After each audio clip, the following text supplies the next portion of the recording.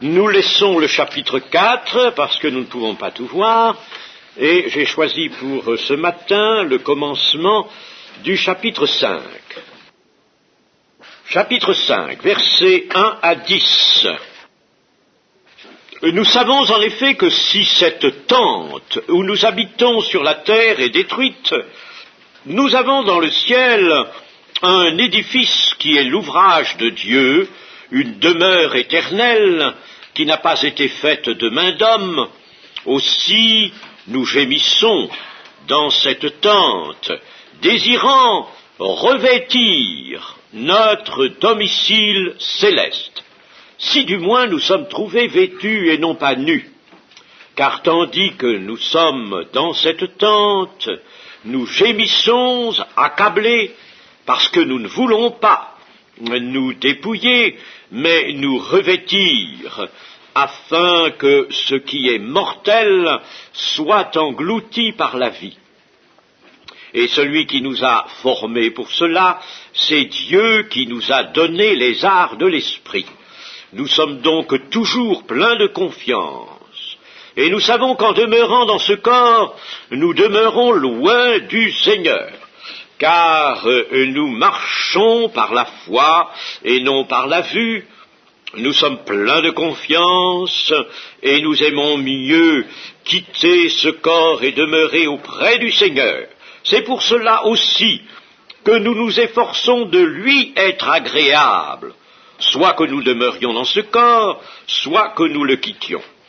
Car il nous faut tous comparaître devant le tribunal de Christ, afin que chacun reçoive selon le bien ou le mal qu'il aura fait étant dans son corps. Amen.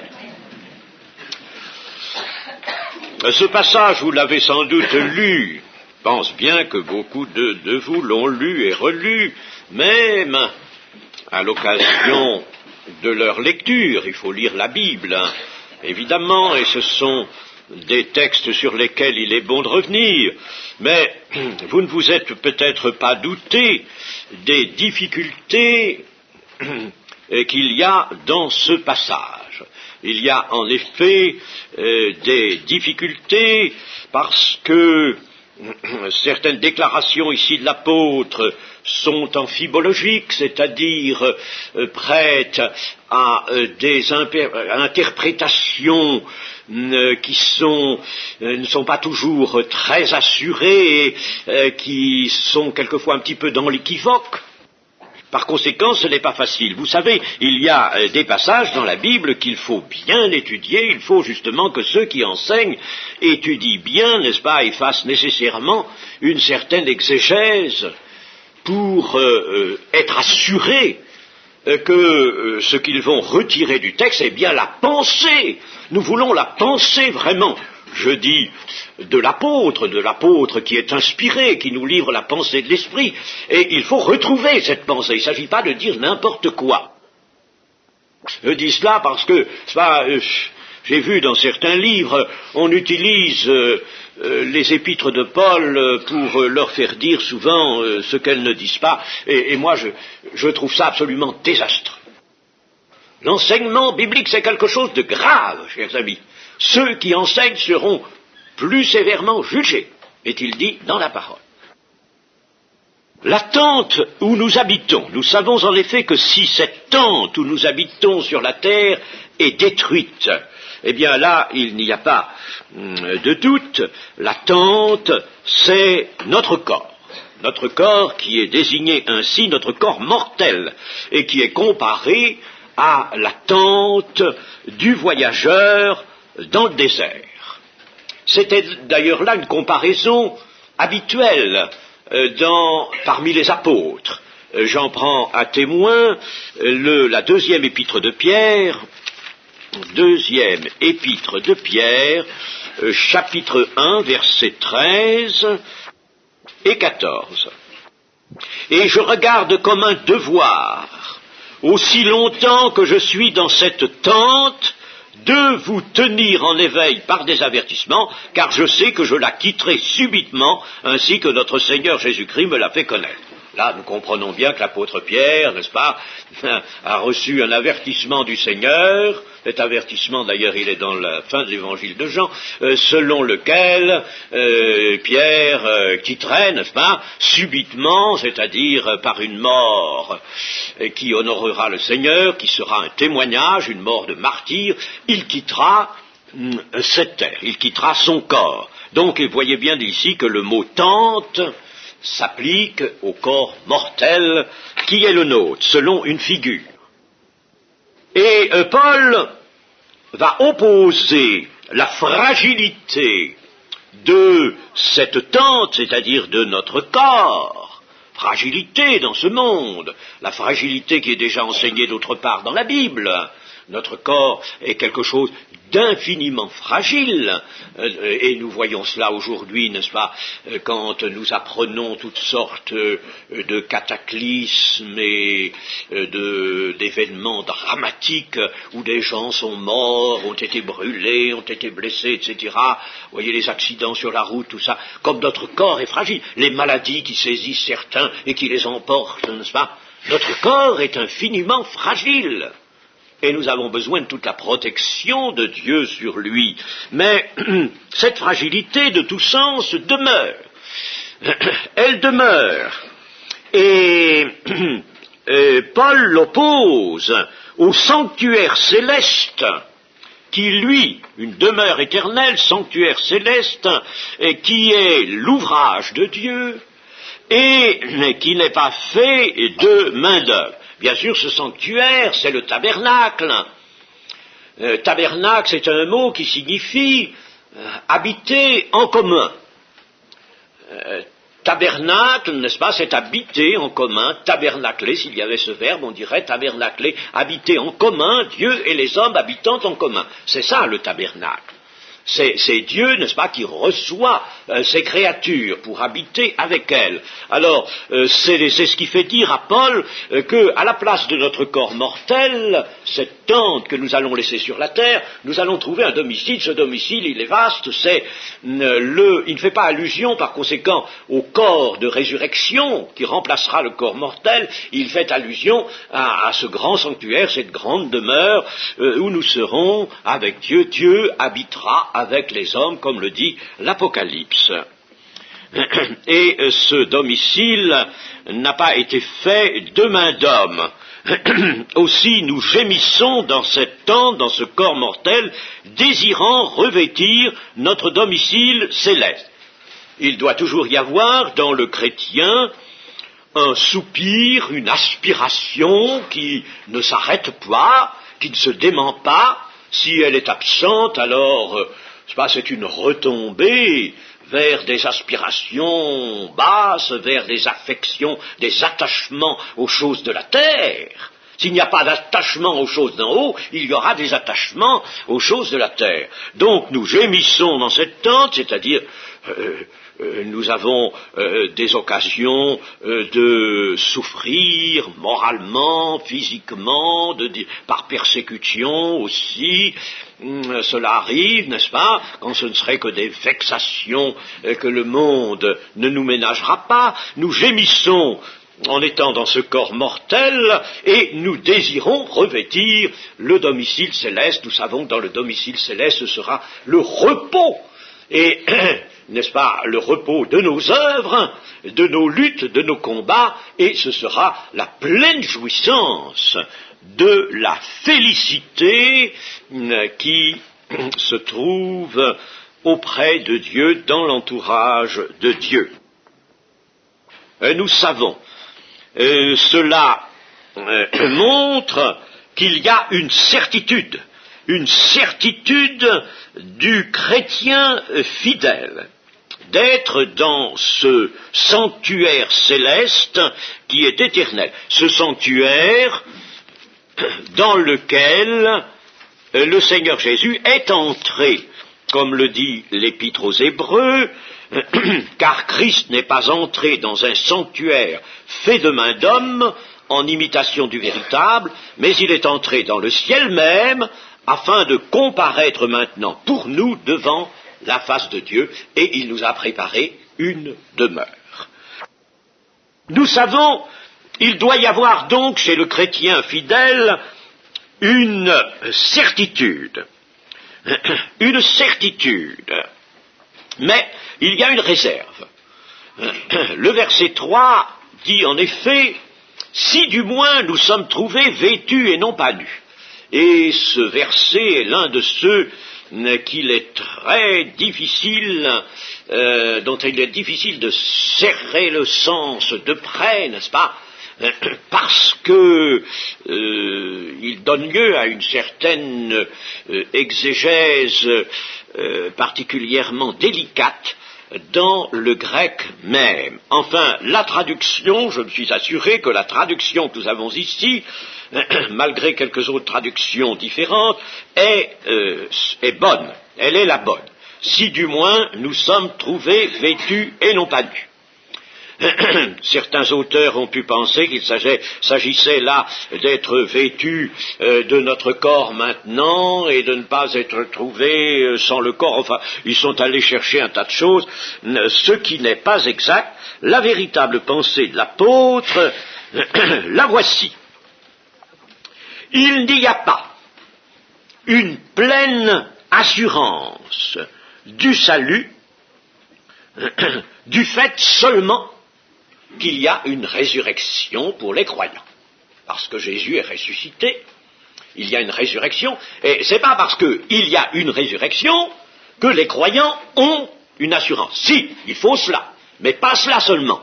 Il faut quelque chose d'autre.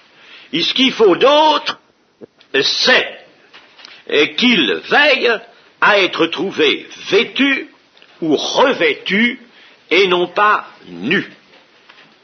C'est cela. Il y a une résurrection pour tous qui attend tous les croyants, c'est vrai, mais il faut que chacun d'eux veille bien à être revêtu et non nu. Nous allons voir revêtu de quoi. Nous allons d'abord lire dans l'Apocalypse au chapitre 3 et au verset 18. C'est le Seigneur Jésus qui parle à une église, l'église de Laodicée, et qui à travers elle parle aux églises de tous les temps, de tous les lieux, et nous parle à nous par conséquent. Je te conseille d'acheter de moi de l'or éprouvé par le feu.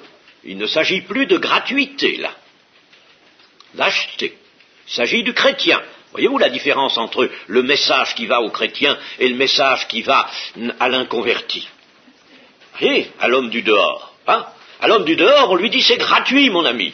Il n'a rien à apporter, ni argent, ni mérite, ni quoi que ce soit. Viens avec ta foi, c'est tout. Laisse ta foi s'exercer. Mais aux chrétiens, achète de moi. Voyez comme le message est différent, n'est-ce pas, déjà? Je te conseille d'acheter de moi de l'or éprouvé par le feu, afin que tu deviennes riche, et des vêtements blancs, afin que tu sois vêtu, et que la honte de ta nudité ne paraisse pas, et un collier pour oindre tes yeux, afin que tu vois. Acheter du Christ, cela par un combat victorieux, cela par une piété qui possède toute la force intérieure qui la fait réelle, n'est-ce pas? Une piété réelle et qui se maintient, acheter du Seigneur Jésus des vêtements blancs, notamment des vêtements blancs, afin que tu sois vêtu et que la honte de ta nudité, la honte de la nudité, ce fut la honte d'Adam et d'Ève, qui se virent nus après leur désobéissance. Ils se virent nus. Ils étaient nus. Auparavant, ils étaient vêtus de la gloire de Dieu et ne pouvaient pas se rendre compte que leur corps avait cet aspect-là. C'est ce que veut dire la Genèse, n'est-ce pas? Ils virent qu'ils étaient nus, c'est-à-dire ils étaient curieusement transformés, leur corps apparaissait comme ça, n'est-ce pas, dans cette forme, mais c'est extraordinaire, ils n'étaient pas comme ça précédemment, ils étaient, mettons, comme les anges, si vous voulez, revêtus de robes blanches qu'ils n'étaient pas allés acheter chez le fripier du coin, n'est-ce pas? Mais ces robes éclatantes dont sont vêtus les anges, par exemple, ce vêtement que possédaient aussi Élie et Moïse sur la sainte montagne de la transfiguration, eh bien ainsi étaient Adam et Ève. Ils se virent nus. Alors, le péché les a fait nus dans un sens physique comme dans un sens spirituel. D'ailleurs, le physique et le spirituel marchaient ensemble et marcheront toujours ensemble après. Et ils devraient, dans l'Église, marcher aussi ensemble. Bon, c'est une question peut-être déjà incidente, un peu plus délicate, je passe, mais disons bien que cette nudité dont parle le Christ ici est une nudité spirituelle, bien sûr, mais qui prend prétexte, qui prend occasion de la nudité d'Adam et d'Ève après le péché. Alors, vous voyez, n'est-ce pas, il faut être vêtu de quoi? De vêtements blancs.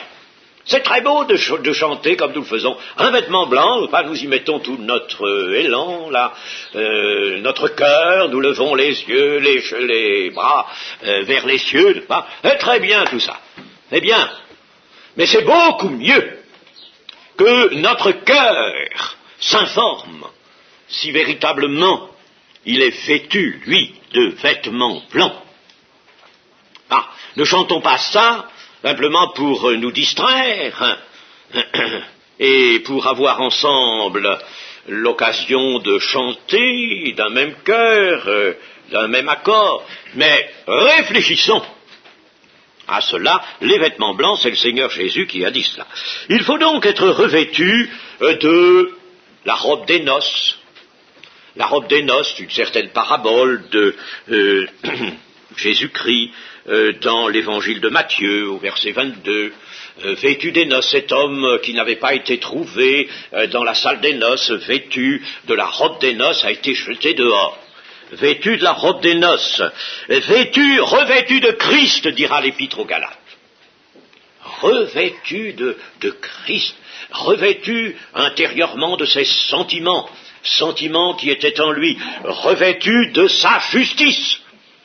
Le livre d'Ésaïe, au chapitre 61, au verset 10, nous parle de la robe de justice. Dans la version d'Arby, la robe des justices. Toutes les justices qui sont là et qui nous sont données par la justification. La justification nous donne une robe de justice. Mais cette justification, le chrétien doit la maintenir. La maintenir. Et comment cette justification est-elle maintenue? Par la sanctification qui est aussi une œuvre du Seigneur. Mais qui ne peut se faire que selon la foi et selon quelque chose même de plus, selon l'amour. S'il n'y a pas une foi à l'œuvre, s'il n'y a pas un amour puissant vers le Seigneur, il n'y aura pas pleine sanctification. Alors, la sanctification, je le répète, maintient le fruit de la justification. Aux gens du dehors, nous leur proposons d'être justifiés. Ils ne le sont pas. Mais nous l'avons été. Voilà la grande différence. C'est là que se trouve la charnière entre les auditeurs du message évangélique et les auditeurs du message chrétien. Ils ont, ceux-là, été justifiés.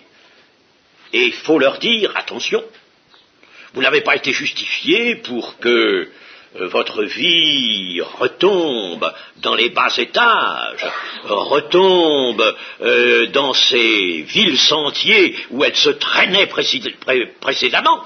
Vous avez été justifiés pour rester justifiés, pour être les saints de Dieu.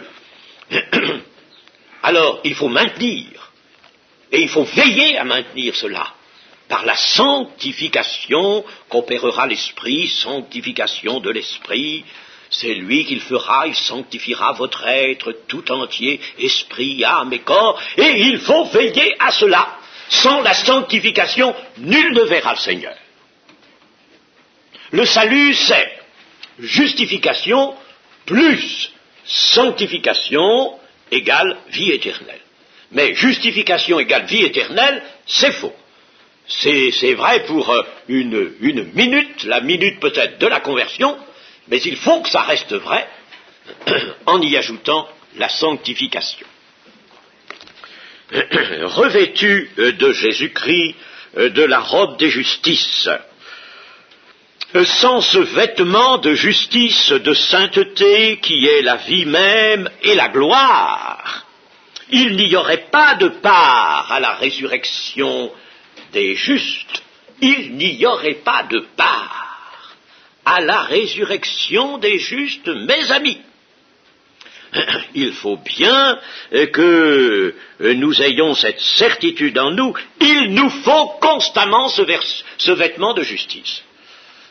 Si quelque chose le ternit, le tache, le souille, vite au pied du Seigneur, l'intercesseur, avocat dans le ciel, avec un cœur brisé, il faut réparer cela tout de suite. Il faut tout de suite laver cette tâche. Et nous en avons peut-être au cours de la vie chrétienne besoin plus ou moins fréquemment, mais besoin, et puis besoin souvent pour une suite même disons, d'action, de parole, ou pour un comportement général qui n'est pas bon, qui n'est pas élevé. Nous avons besoin du Seigneur aussi pour cela, n'est-ce pas? Enfin, c'est une lutte, c'est un combat, le Seigneur est là, l'intercesseur, pour nous soutenir, mais à condition que nous allions à lui, et à condition, n'est-ce pas, que nous marchions dans la lumière, pour que son sang nous purifie de tout péché. Il faut bien penser aussi ceci, c'est que ceux qui seront sauvés, qui entreront dans l'éternité, dans le royaume de Dieu, ce sont ceux qui déjà là sont dans la vie terrestre, dans leur vie terrestre, dans un état d'âme, un état spirituel qui les met en quelque sorte de plein pied avec le royaume de Dieu. Ils sont sur le palier, ils sont là, prêts, n'est-ce pas? Ils ont le royaume de Dieu, disons, dans le cœur, en réalité spirituelle, n'est-ce pas? Ils maintiennent cette réalité spirituelle en eux, mais ils sont là, et il ne faut pas dire, n'est-ce pas, nous avons un certain état spirituel ici sur la terre, et puis quand viendra le Seigneur pour nous faire entrer dans l'éternité, dans la demeure de Dieu, nous faire entrer dans notre domicile céleste, alors là il y a un bon à faire et il faudra tout de suite obtenir un état particulier. Nous devons maintenant avoir cet état et être en face, de plein pied, avec l'entrée du royaume de Dieu. Pierre nous parle, n'est-ce pas, de cette entrée dans le royaume de Dieu qui nous attend. Eh bien, il faut être de plein pied, préparé pour cela. Paul exprime le désir formel du chrétien d'être revêtu de Christ, afin que déjà en ce monde où nous souffrons, ce qui est mortel en nous, car il y a du mortel tant que nous avons ce corps, nous avons en nous du mortel, nous avons une puissance de mort. La loi de mort est encore là, attachée aux fibres de notre corps et de notre âme. C'est l'esprit seul qui permet de dominer le tout. Eh bien, Paul nous dit donc que ce qui est mortel en nous sera englouti dans la vie. C'est-à-dire, sera surpassé par la vie, dominé par la vie, et en définitive comme digéré par la vie. La vie va engloutir, le digérer, ce qui est mortel. Et il y a cette œuvre de digestion en nous, n'est-ce pas, du mortel, et je dis bien dans notre âme, n'est-ce pas, venant de notre corps, puisque notre âme est, nous l'avons bien dit, n'est-ce pas, l'autre jour, l'intermédiaire entre l'esprit et le corps. la venue de l'esprit dans le corps humain a fait apparaître cette âme vivante, mais elle est encore actionnée, sollicitée par ce corps qui est mortel.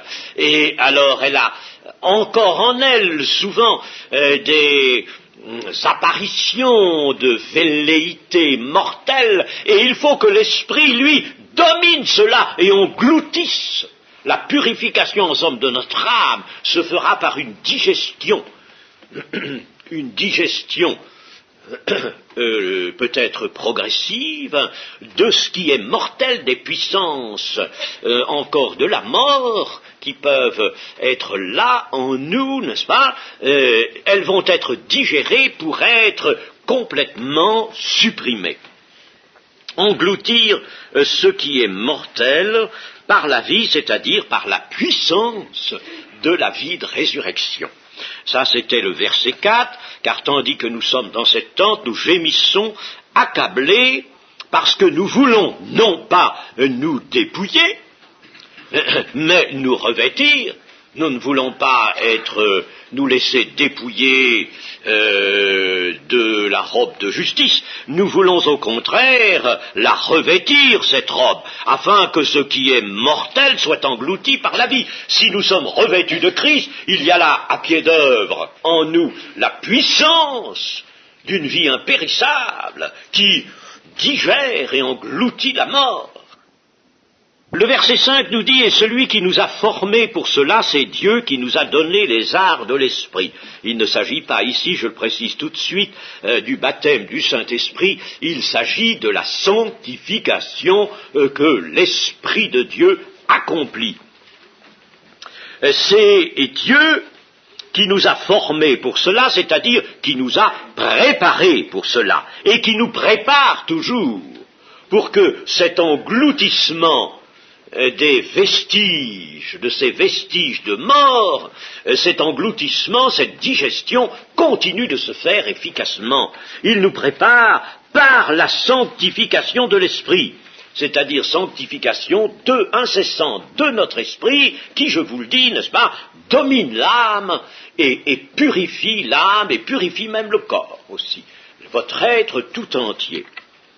Et ce don de l'esprit qui sanctifie, ce don de l'esprit sous forme d'art, ce don de l'esprit qui sanctifie est le seul garant de notre espérance. C'est lui qui nous a formés pour cela. Et l'apôtre va sonner maintenant une petite cloche, la cloche de la confiance. Parce que dès qu'il nous a un petit peu fait trembler comme ça, qu'il nous a avertis, et il faut que l'Écriture nous avertisse, alors tout de suite, il rappelle quand même la confiance, n'est-ce pas, pour ne pas nous décourager. Nous sommes pleins de confiance, et nous aimons mieux quitter ce corps et demeurer auprès du Seigneur. C'est pour cela aussi que nous nous efforçons de lui être agréables, soit que nous demeurions dans ce corps, soit que nous le quittions. Pas de découragement, au contraire. Il faut rester plein de confiance en l'œuvre de Dieu par la sanctification de l'Esprit agissant en nous, œuvre à laquelle nous nous prêtons. Ce n'est pas nous qui le faisons, c'est le Seigneur. Mais il ne faut pas dire « Oh ben, je laisse le Seigneur faire. Et moi, je me croise les bras. Moi, je me mets dans un fauteuil, n'est-ce pas, et j'attends. » Oui, mais ton fauteuil, il pourra se retrouver en enfer, son fauteuil, n'est-ce pas? C'est pas ça, n'est-ce pas, qu'il faut faire. Il faut s'y prêter. Il ne faut pas être oisif, nous dit l'Écriture. N'est-ce pas, oisif? Ah non, parce que le Seigneur nous veut intelligents. Il veut que ce soit avec une sagesse et une intelligence qu'il fait affluer en nous, que nous saisissions sa sanctification et son salut. C'est lui qui le fait, parce que nous ne pourrions pas le faire. N'est-ce pas? Et lui seul peut faire une telle œuvre, mais il faut que nous nous y prêtions, bien entendu.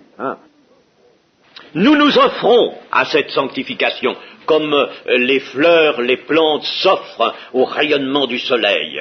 Nous nous offrons.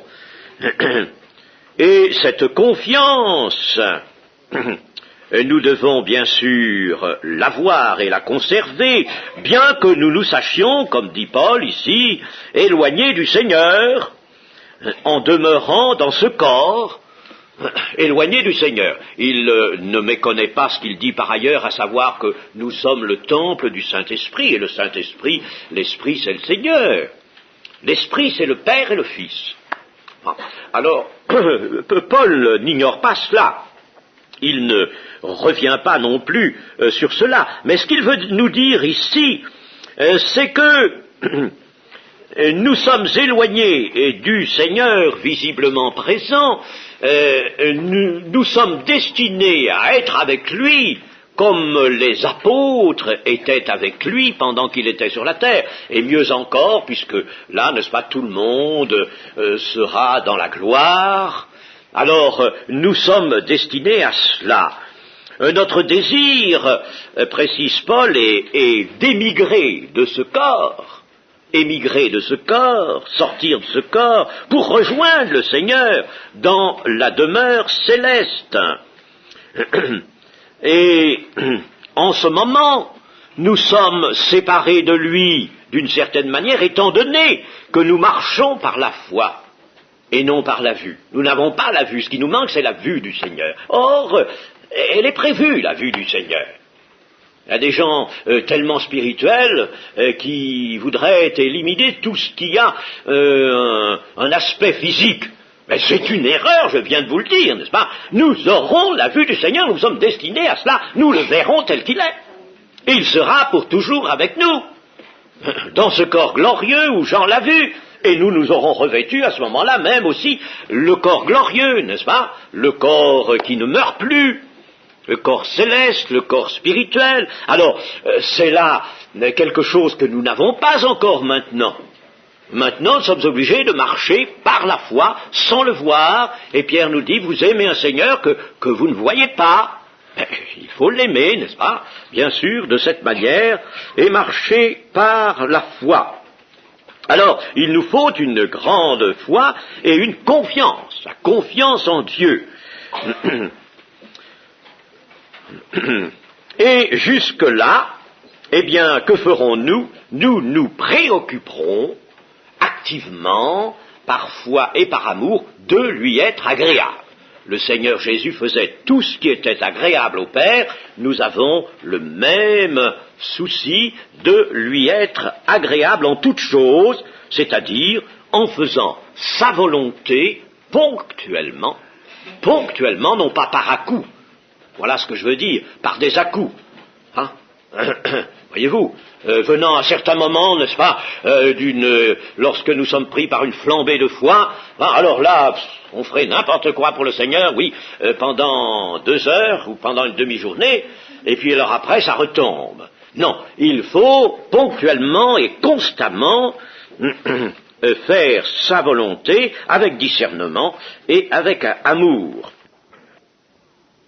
Pour voir l'invisible et pour être vainqueur, il nous faut accepter la condition présente qui est celle d'une marche par la foi. C'est la condition actuelle.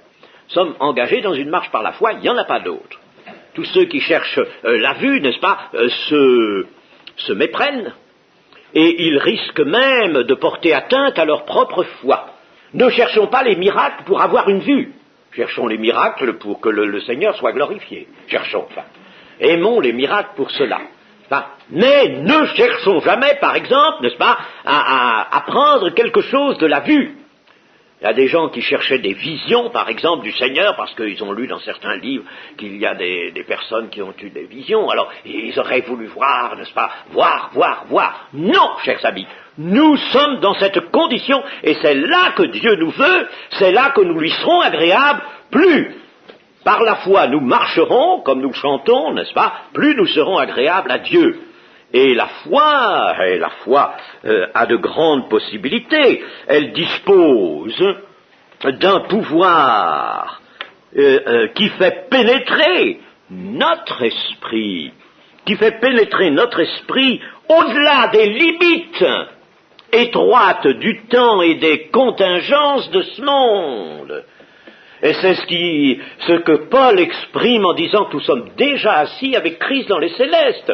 Notre vie est cachée là-haut, en Dieu, avec lui. Nous sommes assis dans les lieux. Nous avons été, il est monté au ciel, nous sommes montés avec lui. Notre esprit, notre trésor, il est là-haut, notre banque est là, n'est-ce pas? Voyez-vous? Alors, tout cela, la foi le peut. Alors il faut lui donner, disons, du mouvement à la foi. Il faut lui donner du dynamisme. Elle a besoin d'un pouvoir, d'une puissance, d'un dynamisme. Plus tard, la vue du Seigneur nous sera donnée lorsqu'il viendra nous prendre, mais nous ne pourrons avoir cette vue qu'après résurrection ou après avoir été changés si nous sommes encore vivants sur la terre à son retour. Alors, nous le verrons, ce sera la pleine présence et la vue se substituera à la foi. Et nous en arrivons maintenant à quelque chose que je voudrais éclairer pour vous, c'est ce verset 10.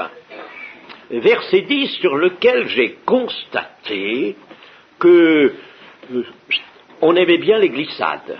Zut, on passe là-dessus, n'est-ce pas, où on saute à pieds joints, où on glisse, on ne s'arrête pas beaucoup à ça. Eh bien, nous allons ce matin nous y arrêter. On ne va pas glisser, on ne va pas sauter, on va rester devant, n'est-ce pas? Car il nous faut tous comparaître devant le tribunal de Christ, afin que chacun reçoive selon le bien ou le mal qu'il aura fait étant dans son corps. Cela, l'apôtre Paul le dit ailleurs, il le dit par exemple dans Romains 14, 10, voyons, nous allons peut-être mieux encore voir sa pensée s'affirmer, mais Romains 14, 10, mais toi, pourquoi juges-tu ton frère, ou toi, pourquoi méprises-tu ton frère, puisque nous comparaîtrons tous devant le tribunal de Christ. Au 14, verset 12, ainsi chacun de nous rendra compte à Dieu pour lui-même. Chacun de nous, il dit cela à des chrétiens, c'est pas dit à des gens du dehors. Allez pas me dire ça c'est pour les inconvertis, n'est-ce pas? Les épîtres d'une manière générale s'adressent à des chrétiens, non pas à des gens du dehors. Alors, chacun de nous rendra compte à Dieu pour lui-même. Et puis, nous allons demander au Seigneur Jésus ce qu'il en pense de cette comparution des chrétiens. Apocalypse 2, 23. Bien sûr, l'écriture est une, n'est-ce pas, quand je dis, on demandait à Jésus ce qu'il en pense, c'est pour venir, n'est-ce pas, à une parole qui est provenue de lui directement. Eh bien, je ferai mourir de mort ces enfants et toutes les églises connaîtront que je suis celui qui sonde les cœurs et les reins, et je vous rendrai à chacun selon vos œuvres. Ah, le Seigneur dit ça aux églises. Vous pouvez lire, n'est-ce pas, après, que celui qui a des oreilles entende ce que l'Esprit dit aux églises. Pas au monde, aux églises. Alors, ça, n'est-ce pas, on l'élude. Et ça, je ne peux pas, n'est-ce pas, me rendre complice d'une chose pareille. Et pourquoi ce matin je mets un certain accent là-dessus, n'est-ce pas? Il n'est pas possible que nous laissions cela passer. Alors, la question qui se pose est celle-ci, posons-la. Y a-t-il, avec cette comparution devant le tribunal de Christ pour des chrétiens, y a-t-il contradiction avec ce que nous prêchons, parce que c'est écrit dans Jean, par exemple, 3,18, celui qui croit en lui, en Jésus donc, n'est point jugé, mais celui qui ne croit point est déjà jugé, parce qu'il n'a pas cru au nom du Fils unique de Dieu, n'est pas jugé.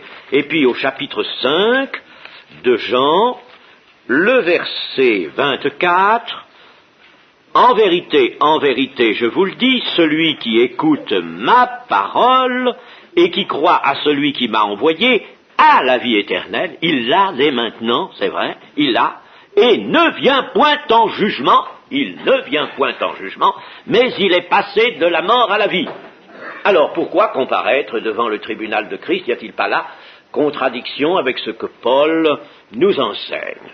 Eh bien, Paul est inspiré par le Saint-Esprit, bien entendu, et il ne peut pas y avoir contradiction. Si nous avons bien remarqué le verset 18 de Jean, chapitre 3, nous voyons que le mot « juger » est employé 2 fois. Et il est dit « celui qui croit en lui n'est point jugé ». Bien, passe pas en jugement. Nous avons vu dans 5.24. Mais celui qui ne croit pas est déjà jugé, parce qu'il n'a pas cru au nom du Fils unique de Dieu. Ce qui veut dire qu'il est déjà condamné. Ici, n'est-ce pas, le sens dans Jean est un jugement de condamnation. Tandis que dans Paul, il n'est pas question de condamnation. Voilà, où, n'est-ce pas, la contradiction disparaît entièrement. Il n'est pas question de condamnation pour des chrétiens, sauf, nous allons voir pour qui. Mais en tout cas, n'est-ce pas, les versets de Jean signifient, il est passé de la mort à la vie, celui qui croit, il ne vient pas en jugement, c'est-à-dire qu'il ne va pas venir à ce jugement qui condamne les hommes impies. Il n'est pas, il ne figure pas là. Il est déjà, le jugement pour lui, c'est celui de la croix. Là, à la croix, le péché a été jugé, a été englouti, et par conséquent, il est mis au bénéfice de cela, et par conséquent, il est, si vous voulez, acquitté, il est justifié, donc il est acquitté, il ne vient point en jugement de condamnation, et il est passé, il a la vie éternelle, condition, bien sûr, qu'il marche, ça, bien entendu, qu'il persévère. Ça, le Seigneur l'a dit ailleurs, celui qui persévérera jusqu'à la fin sera sauvé. Ainsi, le jugement du verset 10 intéresse tous les chrétiens, sans aucune exception. C'est le jugement de tous les chrétiens, il manifestera exactement les sentiments intimes et les pensées du cœur. Comme dit l'Épître aux Hébreux, les sentiments intimes, les pensées du cœur. Il manifestera les mobiles secrets des cœurs, que certaines apparences auraient pu très bien déguiser. Satan s'habille en ange de lumière, et ceux qui ne sont pas purs, sincères et vrais devant le Seigneur, aussi s'habillent quelquefois en ange de lumière. Et il y a un déguisement. J'ai eu l'occasion ici, les années précédentes, de parler de cette espèce de parasitisme chrétien.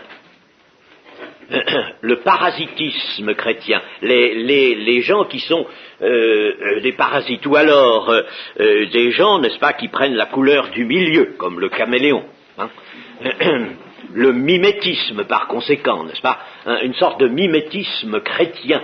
On prend la couleur, oui, mais ça, il faut le dire.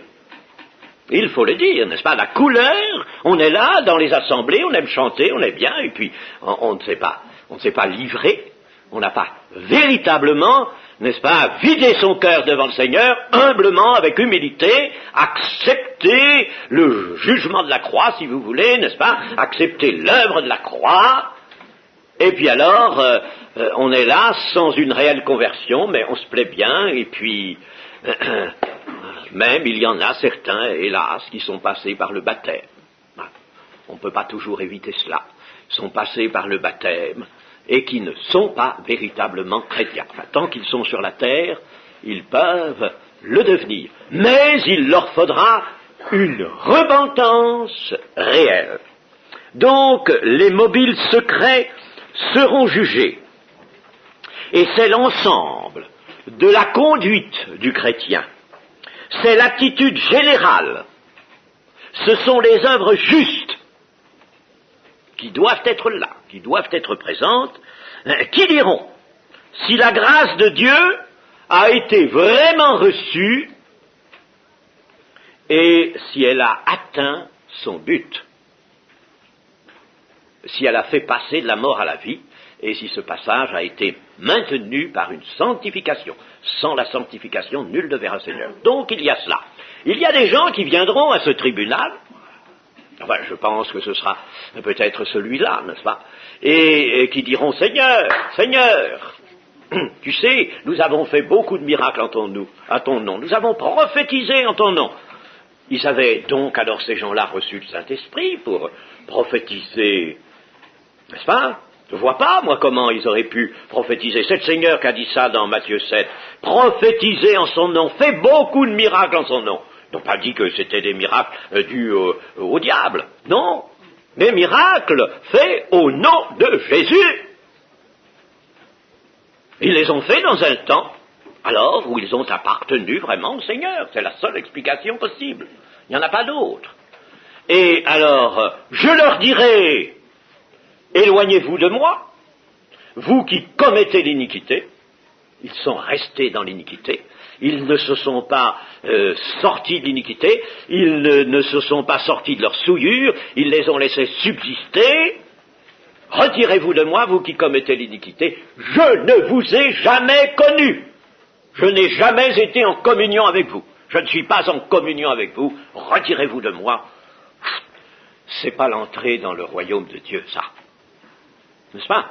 Par conséquent, ce jugement, c'est pas une simple distribution des prix, comme j'ai dit quelquefois. On a voulu en faire un peu ça, n'est-ce pas, une distribution de récompense. D'ailleurs, il n'y a pas de distribution de récompense, il y a perte ou maintien de la récompense, c'est tout. Pas de distribution d'une récompense, ça, il y a eu un peu d'imagination, souvent dans certains enseignements à cet égard-là. N'est-ce pas? Restons sur ce que nous dit la parole. Par conséquent, avant tout, avant qu'il soit question de récompense, il est question de savoir si vraiment il s'agit de quelqu'un qui est bien passé de la mort à la vie, qui par conséquent n'encourt plus la condamnation, et qui l'a manifesté par des œuvres justes et par une conduite qui a honoré le Seigneur.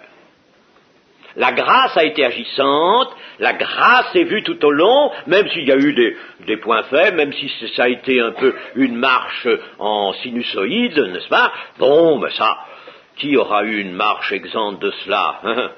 Mais cependant, n'est-ce pas, dans la conduite générale, et ça, l'Écriture nous le montre pour certains hommes, comme Moïse, par exemple, on nous dit qu'il a été fidèle dans toute la maison de Dieu. Ben, nous verrons que il a commis des erreurs. On nous dit qu'Abraham est un homme de grande foi, son épouse Sarah aussi. Pourtant Sarah a ri quand Dieu a parlé une fois. Ah, c'était pas glorieux ça. Il y a eu des faiblesses. Abraham s'est trompé.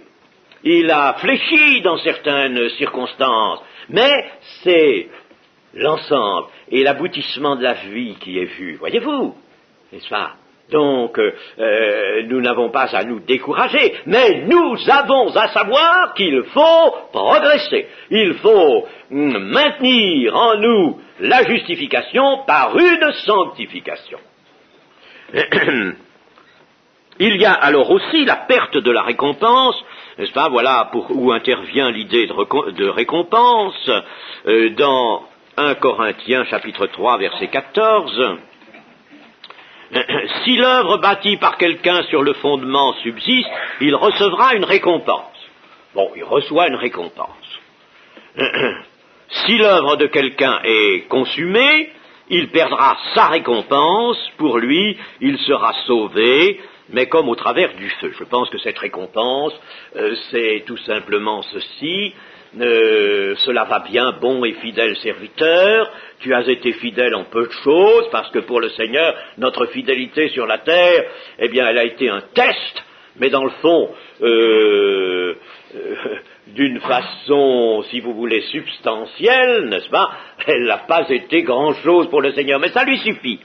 Tu as été fidèle en peu de choses, n'est-ce pas, tu as montré ta fidélité, bon, eh bien, cela va bien, entre dans la joie de ton maître, et tu recevras le gouvernement de Saint-Ville, de Diville. Bon, voilà, n'est-ce pas, comment peut apparaître cette récompense. Mais attention, il y a le serviteur qui n'a rien fait et qui est allé cacher sa mine ou son talent dans un coin, n'est-ce pas? Il était honnête, mais il n'a rien fait, il n'a pas fait valoir les biens du maître. Et celui-là, il a sa part avec les infidèles. Et c'était pourtant un serviteur. Il y a aussi, n'est-ce pas, d'autres serviteurs qui n'héritent pas la vie éternelle. Lisez bien les évangiles et vous le verrez. Ainsi, il y aura un jugement pour tous les chrétiens pour constater d'abord s'ils ont réellement manifesté leur foi en des œuvres justes. Et ce jugement manifestera pour certains leur fausse sécurité du salut. Ceux qui ne seraient pas venus réellement dans une conversion, mais qui auraient usé de ce mimétisme dont je parlais, et ce n'est pas moi seul qui ai parlé de ce genre de choses, n'est-ce pas? Il y a les faux croyants de Finet, par exemple, n'est-ce pas? Il y en a tout un ouvrage. Eh bien, les faux croyants, il y a d'autres auteurs, grands auteurs, hommes de foi, qui ont parlé de cela, n'est-ce pas, de cette fausse sécurité de certains pseudo-chrétiens. Et alors, cela, n'est-ce pas, sera mis en évidence, évidemment, et ce sera manifesté toute fausse espérance. Et puis alors aussi, ce qui sera manifesté, ce sera la négligence de ce salut. La négligence de ce salut, et elle est indiquée dans la parole, Hébreux 2:3. Comment échapperons-nous en négligeant un si grand salut qui, annoncé d'abord par le Seigneur, nous a été confirmé par ceux qui l'ont entendu? Et en nous reportant au chapitre 12 de la même épître, verset 25, nous lisons « Gardez-vous de refuser d'entendre celui qui parle ». Attention au cœur, qu'il soit perméable, soit pas dur. Gardez-vous de refuser d'entendre celui qui parle, car si ceux-là n'ont pas échappé, qui refusèrent d'entendre celui qui publiait des oracles sur la terre, combien moins échapperons-nous, nous chrétiens?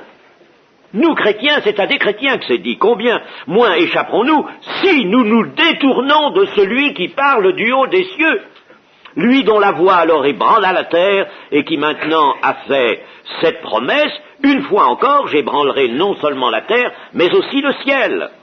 Ces mots, une fois encore, indiquent le changement des choses ébranlées comme étant faites pour un temps, afin que les choses inébranlables subsistent. C'est pourquoi, recevant un royaume inébranlable, montrons notre reconnaissance. Montrons notre reconnaissance en rendant à Dieu un culte qui lui soit agréable, avec piété et avec crainte, car notre Dieu est aussi un feu dévorant. Tout cela, n'est-ce pas, nous fait apparaître ce qui aura lieu devant ce tribunal de Christ. Par conséquent, ne prenons pas ces choses à la légère, n'est-ce pas? Nous comparaîtrons tous devant le tribunal de Christ. La véritable assurance du salut, il faut l'avoir, il faut que l'Esprit de Dieu dise à notre esprit que nous sommes enfants de Dieu et que nous puissions dire librement « Abba, Père ». Alors, chers amis, recherchez cette vraie assurance du salut, la vraie, que le Saint-Esprit seul peut vous donner, pas à vous, pas à votre petit sentiment. Le Saint-Esprit donnez à votre esprit une assurance que vous êtes enfants de Dieu, et vivez dans cette assurance-là. Hein, attention, c'est très sérieux ça. Et cette véritable assurance n'est pas incompatible avec la crainte de l'Éternel et avec le tremblement. Voyez dans Philippiens 2, verset 12. Ainsi, mes bien-aimés, C'est à des chrétiens que ce langage est tenu. Ainsi, mes bien-aimés, comme vous avez toujours obéi, puisque vous avez jusque-là toujours obéi, bon, eh bien, en somme, continuez, je paraphrase un peu pour vous expliquer, continuez de travailler à votre salut. Continuez avec crainte et tremblement, pas à la légère, pas à la légère, n'est-ce pas, avec crainte et tremblement, non seulement comme en ma présence, mais bien plus encore maintenant que je suis absent, car c'est Dieu qui produit en vous le vouloir et le faire selon son bon plaisir. Faites toutes choses sans murmure ni hésitation. Voilà, chers amis, ce qu'il faut que nous sachions de cette mention de l'apôtre Paul, mais mention qui est corroborée par une déclaration du Seigneur Jésus, nous l'avons vu, que nous comparaîtrons devant le tribunal de Christ, pour d'abord que notre vie chrétienne soit jaugée. Es-tu vraiment mon disciple, ou ne l'es-tu que dans les apparences? Ne l'as-tu été que dans les apparences? Alors, ça, c'est d'abord, n'est-ce pas, c'est d'abord examiner ça. Bon, tu es le disciple, ça va bien, bon et fidèle serviteur. Tu n'as peut-être pas fait grand-chose sur la terre, mais tu as fait quelque chose quand même. Tu as tout de même manifesté la foi de ton cœur en quelques œuvres. Tu n'avais pas une grande capacité, parce que le Seigneur a parlé de cela aussi, de capacité. Tu n'avais pas une très grande capacité. Tu n'as pas reçu peut-être une grande mesure de foi. Bon, mais ce que tu as reçu, tu l'as fait valoir. Cela va bien. Entre dans la joie de ton maître, bon et fidèle serviteur. Celui qui a 10 villes et celui qui en a 5, il est quand même, n'est-ce pas, ils sont au même titre, bon et fidèle serviteur. Entre dans la joie de ton maître. Mais si vous vous êtes allé cacher votre pièce de monnaie, là, n'est-ce pas, les biens du Seigneur, sous un arbre, bien enterré, n'est-ce pas, et que vous alliez après le dire, Seigneur, tiens, je te rends ce que tu m'as donné, tu vois, tu m'as donné ça. Seulement, n'est-ce pas, le Seigneur, lui, il aime retrouver ce qu'il a confié avec intérêt. C'est une image qui nous montre qu'il veut que nous ayons fait fructifier ce qu'il a mis en nous. Et nous le pouvons, par la foi. Ce sera la démonstration que vraiment nous avons aimé le Seigneur. Voilà, chers amis, vous êtes avertis ce matin, et par conséquent, faites tout ce qui est agréable au Seigneur. Amen. Amen.